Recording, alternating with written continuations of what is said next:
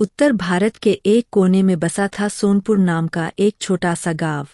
चारों तरफ हरे भरे खेत, कच्ची पगडंडियां, मिट्टी की खुशबू और सुबह शाम मंदिर की घंटियां, यही सोनपुर की पहचान थी। गांव में ज्यादा सुविधाएं नहीं थीं, पर लोगों के दिल बहुत बड़े थे।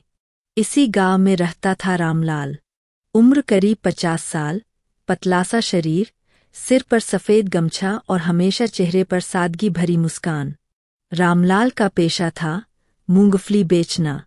हर सुबह सूरज निकलने से पहले रामलाल उठ जाता, मिट्टी के चूल्हे पर मूंगफली भूनता, उसमें थोड़ा सा नमक डालता और फिर उन्हें कपड़े की पोटली में भर लेता।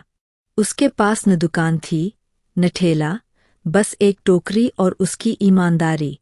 गांव की गलियों में उसकी आवाज गूंजती, गरम गरम मूंगफली ले लो, ताजी मूंगफली।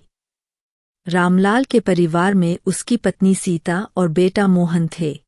सीता सीधी सादी और मेहनती महिला थी। वह चाहती थी कि मोहन पर लिखकर कुछ बड़ा बने, लेकिन हालात आसान नहीं थे।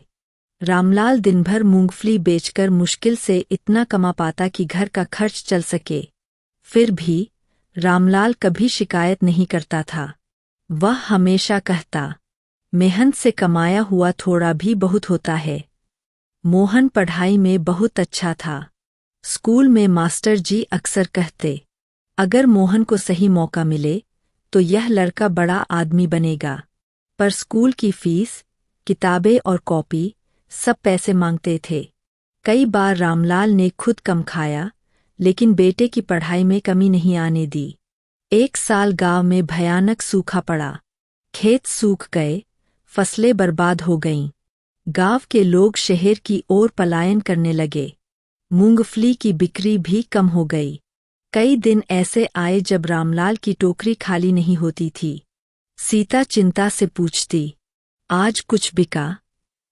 रामलाल मुस्कुरा कर कहता, हाँ, भगवान ने जितना दिया उतना काफी है। गांव के बाहर एक झोपड़ी में बूढ़ी अम्मा रहती थीं। बहुत गरीब, कोई सहारा नहीं। एक दिन रामलाल ने देखा कि अम्मा भूखी बैठी है।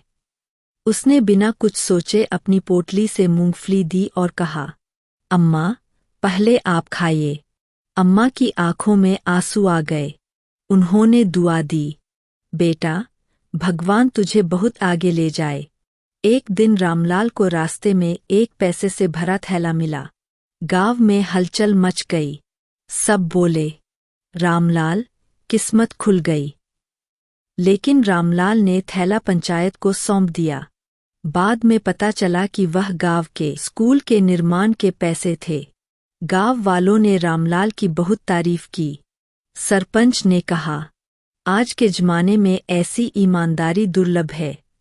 इस घटना के बाद गांव वालों ने मिलकर रामलाल के लिए एक छोटा सा ठेला बनवाया। अब उसकी मूंगफली ज्यादा बिकने लगी। स्कूल वालों ने मोहन की फीस माफ कर दी। मोहन और भी मन लगाकर पढ़ने लगा।